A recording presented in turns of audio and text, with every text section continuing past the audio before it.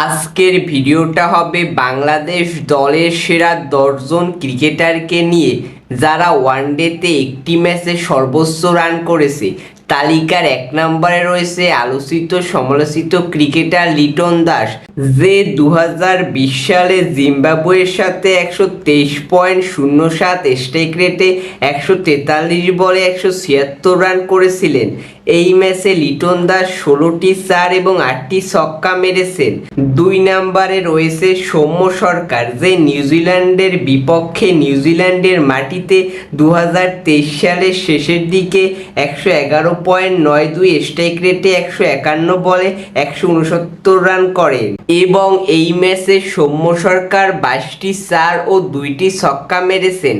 তালিকার 3 নম্বরে রয়েছেন তামিম ইকবাল, যে জিম্বাবুয়ের বিপক্ষে 2020 সালে 116.17 স্ট্রাইক রেটে 136 বলে 158 রান করেছিলেন এবং এই ম্যাচে তামিম ইকবাল 20টি 4 ও 3টি ছক্কা মেরেছেন। চতুর্থ নম্বরেও রয়েছেন তামিম ইকবাল, যেখানে তামিম ইকবাল জিম্বাবুয়ের বিপক্ষে 2009 সালে 111.59 স্ট্রাইক রেটে 138 বলে 154 রান করেন, যেখানে তামিম ইকবাল 60টি 4 ও 6টি ছক্কা মেরেছেন। তালিকার 5 নম্বরে রয়েছে মুশফিকুর রহিম, যে শ্রীলঙ্কার বিপক্ষে 2018 সালে 96 স্ট্রাইক রেটে 150 বলে 144 রান করেন, যেখানে মুশফিকুর রহিম 11টি 4 ও 4টি ছক্কা মারেন। তালিকার 6 নম্বরে রয়েছে ইমরুল কায়েস, যে 2018 সালে জিম্বাবুয়ের বিপক্ষে 102.85 স্ট্রাইক রেটে 140 বলে 144 রান করেন, যেখানে ইমরুল কায়েস 13টি 4 এবং 6টি ছক্কা মারেন। তালিকার 7 নম্বরে রয়েছেন লিটন কুমার দাস, যে আফগানিস্তানের বিপক্ষে 2022 সালে 107.93 স্ট্রাইক রেটে 126 বলে 136 রান করেন, যেখানে লিটন দাস 16টি 4 ও 2টি ছক্কা মারেন।